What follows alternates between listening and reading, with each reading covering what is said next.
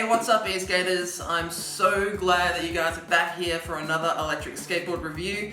And today we've got something really special. It is the Laxboards Lax One. And it's exciting because this is the very first look at this board. They're a brand new eSkate company. I met the guy Joey online after messaging him through his other company, Nobleman Tech, where they make protective gear for e-skating and other board riding. So let's get straight into it. Just before we take it out and have a look, I did check out their website real quick to see what it's all about, and there are a few things about this Lax board that make it a little bit more unique and special than any other electric skateboard out there. So hopefully you'll stick around to see what they are. Cool. Not really sure where they get their name from. The box has been a little bit torn up in the process of shipping, which is a shame. It actually opens up this way. Warranty card and user manual, 2 rear PU sleeve wheels, a huge baggie of extra hardware, the remote control, diesel, board charger and USB cable for the remotes. The Lax board. So the deck's actually 33.4 inches long, which kind of puts it closer to a skateboard size rather than a longboard size. And the thickness is less than 1 inch thick. It's 0.9 inches thick. And more interestingly, the material the deck is made of is not carbon fiber and it's not Canadian maple. It's their own composite material, which is glass fiber, polycarbonate, and a toughening agent. And you can literally see through the deck. It's kind of glassy and transparent almost. So it's supposed to be really durable while maintaining lots of flex. And it weighs 17.6 pounds, which is 7.9 kilos. You can see at the end of the deck, it's got these handles to hold the skateboard. But I can't straight arm the board. I still have a little bit of a bend to carry it, which sometimes a bit awkward. On the flip side, it's got precision forged trucks with a nice little matte finish. They're supposed to offer precision turning, so I'll be interested to see how they go out in the real world. The wheels are 90mm 80A, so they feel a little bit tough, and they've got a contact area of 54 mils, although the back wheels are a lot thicker than those front wheels. I'm not sure if it's just me, I don't know how to peel stickers properly, but I absolutely hate stickers that leave adhesive glue on your product when you have to take it off. No one's gonna ride with this red sticker on it.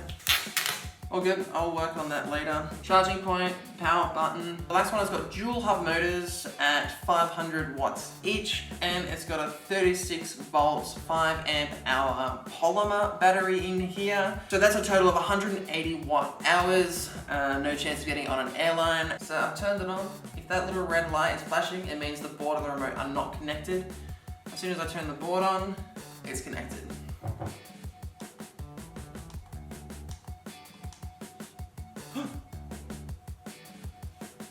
There it is. I knew it had lights on it. All I did was double click that power button while the board was on and the lights automatically came on. So double click it and the lights turn off. I have seen this remote before. It's pretty straightforward. You just hold the power button to turn it on and off, and you'll feel a little bit of a vibration when it does turn on or off. There's a little gear button. Click that to cycle through the modes, and you can tell by the speed of the flashing lights.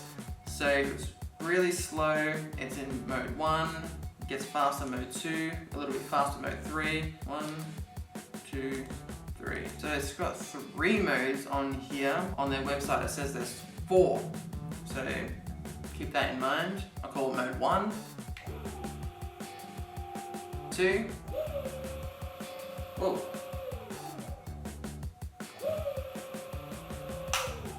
Got like this jolt at the beginning of the motors, really pushes and then it kind of pulls back. Mode 3. That's a pretty fast acceleration. I want to be interested to see how that goes out on the streets. Oh, and the logo on top of this board is glow in the dark, which is just another cool little feature of this board. So here's what we're going to go out and test now. They claim that the range is 15 miles or 24 kilometers. The top speed is 25 miles per hour or 40 kilometers an hour. And the hill grade is 25%. I think they're pretty reasonable numbers, but like all of my test-driven reviews, we're gonna have to go out there and see for ourselves. So, enough chitter-chatter, let's get out there and ride. Whoa, wee, LED lights. Looks good. You go for a ride? Yeah, let's do it.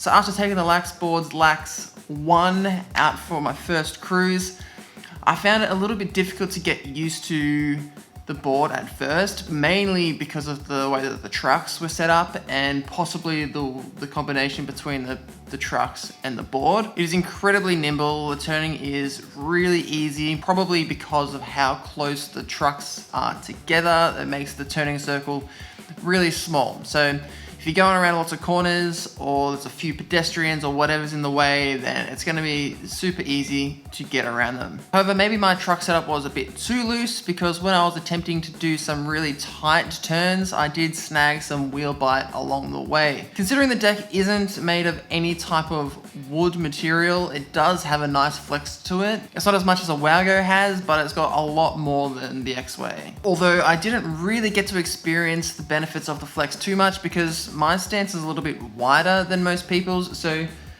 my feet were constantly over the top of the trucks, which didn't really allow me to feel that flexibility properly. The 80A wheels are nice and soft, which is especially great out here where the roads are not that great at all. And the rear wheels are actually wider than the front wheels, so it allows you to have more traction at the back while you're accelerating, but you can maintain mobility in the front wheels, which I think is an awesome setup. So for the range test, I mentioned that the roads aren't that great. I expected the board was powering a little harder than usual to maintain speed across those bumps. I rode at an average speed of about 12 to 15 miles per hour, which is about 20 to 25 kilometers an hour, and I weigh 183 pounds, which is 83 kilos. So with all that considered, the range I hit was 12 miles or 19.3 kilometers, which is not too far off their spec range of 15 miles or 24 kilometers. I attempted the top speed multiple times on this trip and I couldn't quite get to the max speed that Laxboards say in their specs.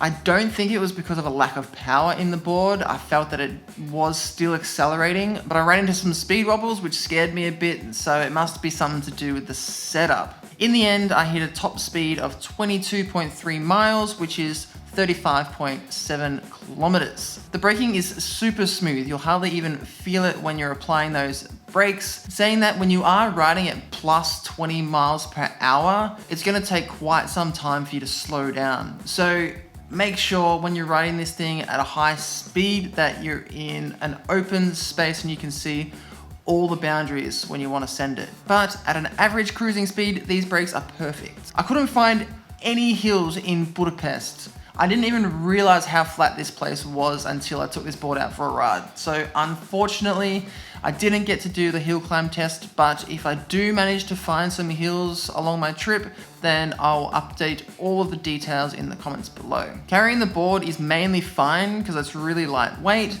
but the handles at the top of the board are just a little bit too awkward.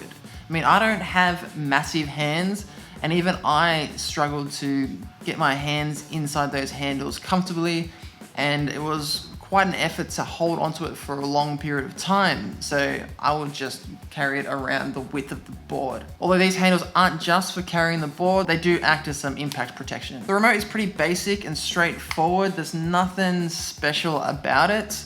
I will mention though that you can change riding modes while you're riding, but you just can't do it while you're accelerating. So just take your finger off the throttle and you can change the mode while coasting. So the Lax One is a decent board for commuting, especially because it's a tad smaller than other electric longboards, so you won't have any issues storing it under your desk. But where this board really shines is going out for rides and taking advantage of its agility and its turning capabilities. It's a lot of fun to carve on and do S-turns. It kind of feels more like a surfboard in the way that it turns, which is a ton of fun. So that's pretty much it for the Laxboards Lax One. If you have any questions, hit me up down below. I'll get back to you as soon as I can. Mash that like button, and if you want to see more electric skateboard reviews and news, make sure you hit that subscribe button and that fancy bell button so you never miss a thing.